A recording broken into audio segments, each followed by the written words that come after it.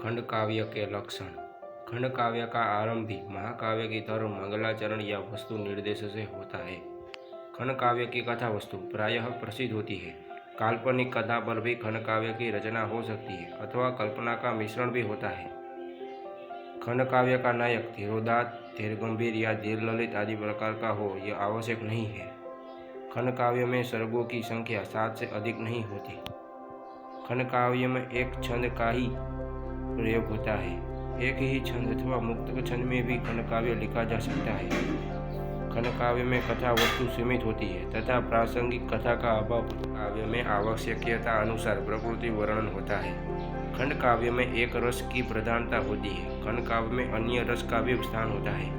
प्रेम, भक्ति, त्याग, बलिदान आदि किसी भी उद्देश्य से प्रेरित होकर खंड काव्य लिखा जाता है।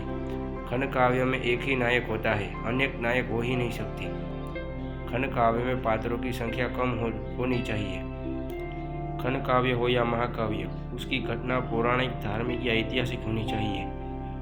खंड काव्य के काव्यों का उद्देश्य लोकमंगल ही होना चाहिए।